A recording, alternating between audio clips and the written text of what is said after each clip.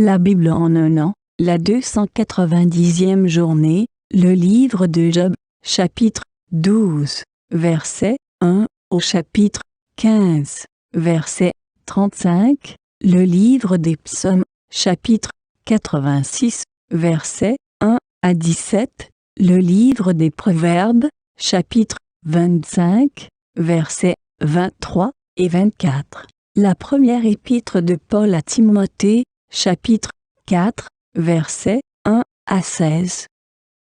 Le livre de Job, chapitre 12. Job prit la parole et dit: On dirait en vérité que vous représentez tout le genre humain et que la sagesse mourra avec vous.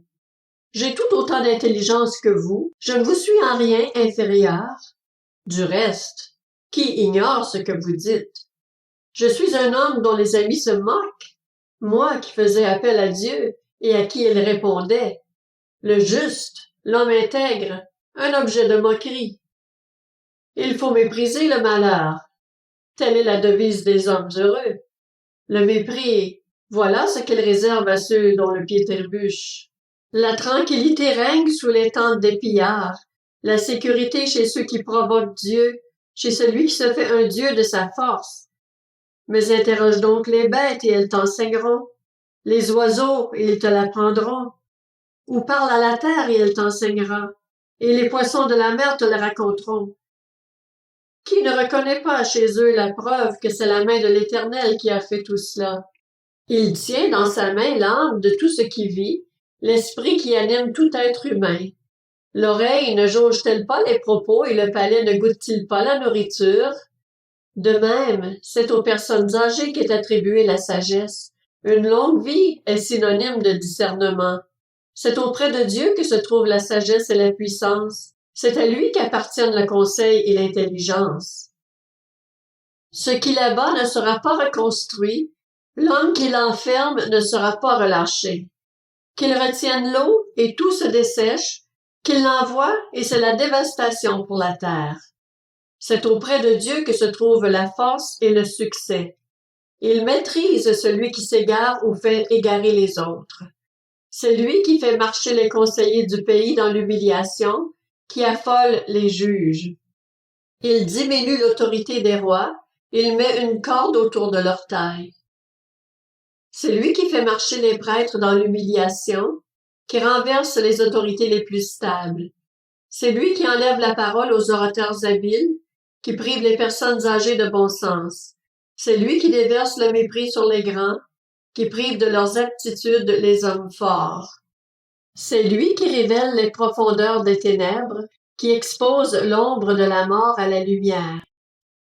C'est lui qui donne de la prospérité aux nations et qui les fait disparaître, qui élargit leur territoire et se montre leur guide. C'est lui qui prive d'intelligence les chefs du pays, qui les fait errer dans des déserts dépourvus de chemin. Il tâtonne alors dans les ténèbres, privés de lumière, il les fait errer comme des hommes ivres. Le livre de Job, chapitre 13. Tout cela, mon œil l'a vu, mon oreille l'a entendu et y a prêté attention. Ce que vous savez, je le sais moi aussi. Je ne vous suis en rien inférieur. Seulement moi, c'est au Tout-Puissant que je parlerai. Je veux plaider ma cause devant Dieu. Quant à vous, vous étalez des mensonges. Vous êtes tous des médecins sans valeur. Si seulement vous aviez gardé le silence, vous seriez passés pour des hommes sages. Écoutez donc mon argumentation, soyez attentifs à ma plaidoirie. Lancerez-vous des affirmations injustes pour défendre Dieu? Pour le soutenir, allégrez-vous des faussetés? Allez-vous faire preuve de partialité en sa faveur, si vous plaidez pour lui? S'il vous examine, vous approuvera-t-il? Ou le tromperez-vous comme on trompe un homme? À coup sûr, il vous le reprochera si vous faites même secrètement preuve de partialité en sa faveur. Sa majesté ne devrait-elle pas vous épouvanter? La terreur qu'il inspire ne devrait-elle pas s'abattre sur vous? Ce que vous rappelez, ce sont des proverbes aussi légers que la cendre. Vos protections ne sont pas plus solides que l'argile. Taisez-vous, laissez-moi, c'est moi qui veux parler, quoi qu'il m'arrive. Pourquoi défendrais-je ma personne avec acharnement? Au contraire, je vais risquer ma vie. Même s'il me tuait, je continuerais à espérer en lui. Oui, je défendrai ma conduite devant lui. Cela même peut servir à mon salut, car aucun impie n'ose se montrer en sa présence. Écoutez attentivement mon propos, prêtez l'oreille à mon explication. Me voici prêt à défendre ma cause. Je sais que j'ai raison. Qui plaidera contre moi? Alors, je me tairai en effet, et j'expirerai. Seulement, accorde-moi 2 faveurs, et je ne me cacherai pas loin de toi. Éloigne ta main de moi, et que tes terreurs ne me tourmentent plus. Puis appelle, et moi je répondrai, ou alors je parlerai, et tu me feras entendre une réponse. Quel est le nombre de mes fautes et de mes péchés? Fais-moi connaître mes transgressions et mes péchés. Pourquoi caches-tu ton visage et me prends-tu pour ton ennemi?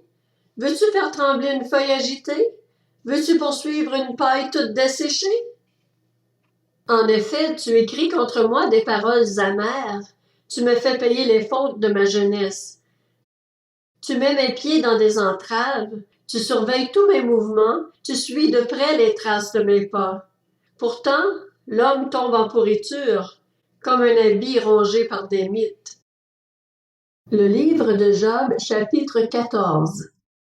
L'être humain né de la femme. Sa vie est courte, mais pleine d'agitation. Il pousse comme une fleur, puis il se flétrit. Il s'enfuit comme une ombre sans résister. Pourtant, c'est sur lui que tu as l'œil ouvert, et tu me fais aller en justice avec toi. Qui fera sortir le pur de l'impur? Personne.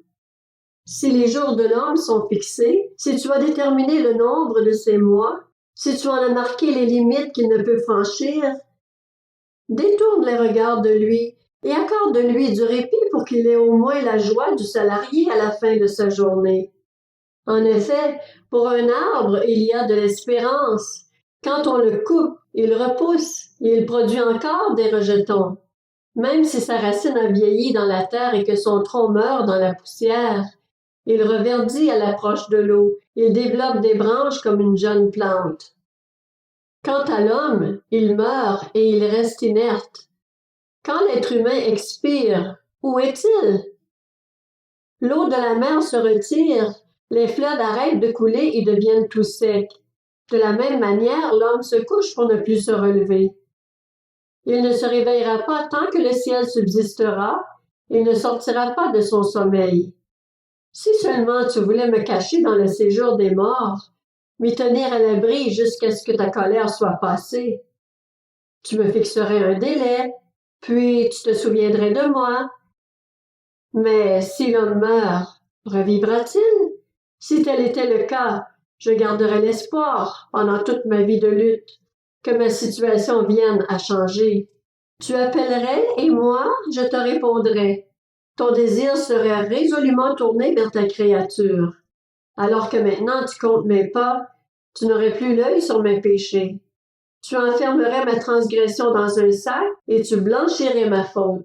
Mais la montagne qui s'écroule est réduite en poussière, le rocher bouge de son emplacement, l'eau use les pierres et ses courants entraînent la poussière de la terre. De la même manière, tu fais disparaître l'espérance de l'homme. Tu l'assailles sans cesse, et il s'en va. Tu le défigures, puis tu le renvoies. Ses fils peuvent connaître la gloire, il n'en sait rien. Ils peuvent devenir insignifiants, il n'en perçoit rien. C'est pour lui seul qu'il éprouve de la douleur dans son corps. C'est pour lui seul qu'il ressent de la tristesse dans son âme.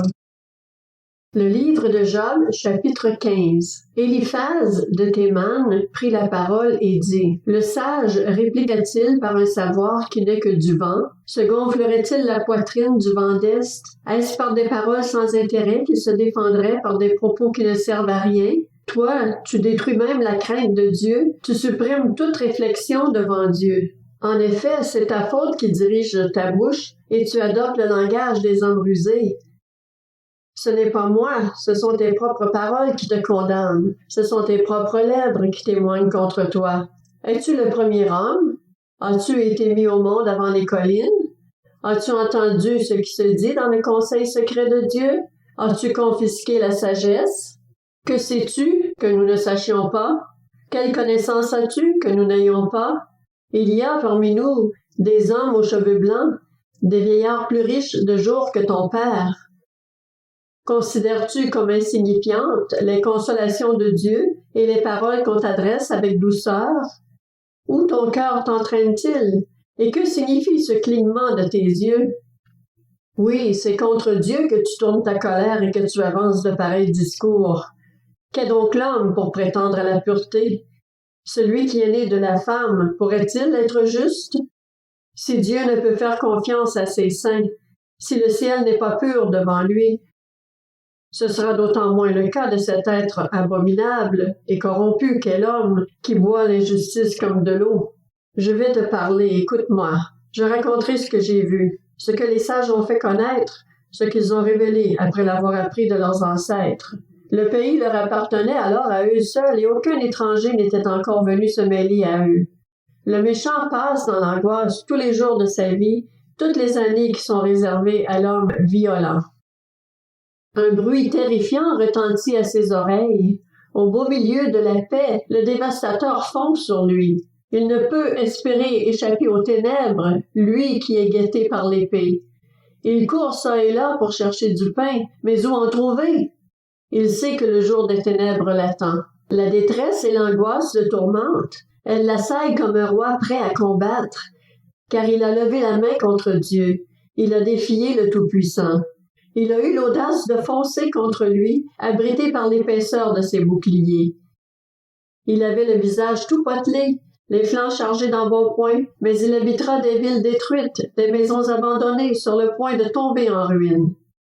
Il ne s'enrichira plus, sa fortune ne se relèvera pas, sa prospérité ne couvrira plus la terre.